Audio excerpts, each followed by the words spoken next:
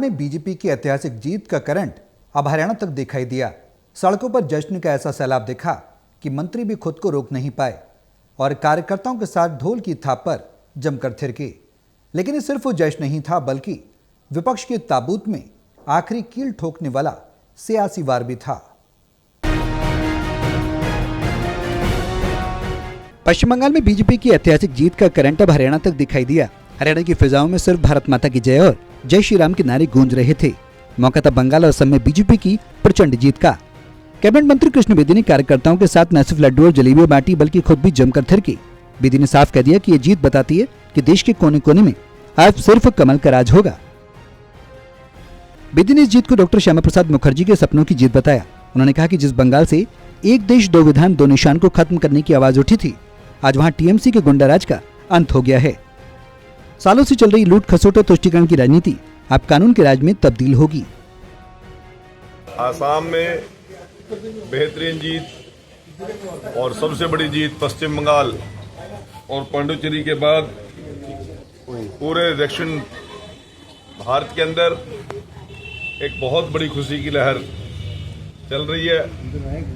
और पश्चिम बंगाल में हम पहली बार कमल का फूल खिलाने में कामयाब हुए और आसाम में लगातार तीसरी बार हरियाणा की तर्ज पर, और पश्चिम बंगाल के अंदर भी और आसाम के अंदर भी भारतीय जनता पार्टी हरियाणा की टीम ने जबरदस्त मेहनत की।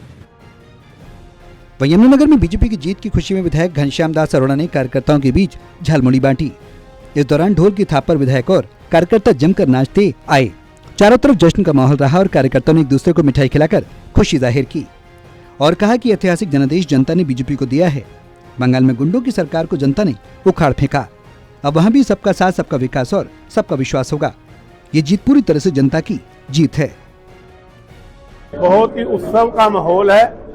हर देशभक्त राष्ट्रभक्त नागरिक जो भारत माता से प्यार करता है वो बहुत प्रसन्न है कि गुंडों की सरकार बंगाल में जनता ने उखाड़ फेंकी और राष्ट्रवादी लोगों की सरकार, भारतीय जनता पार्टी की सरकार मोदी जी के नेतृत्व में वहां पर हम बहुत अच्छी जीत के साथ लाए हैं। झालमुड़ी का नाम सारे भारतवर्ष में सबको जानकारी में आ गया है और आज हमारे कार्यालय में भी भारतीय जनता पार्टी के कुछ कार्यकर्ता झालमुड़ी और लड्डू लेकर आए हैं।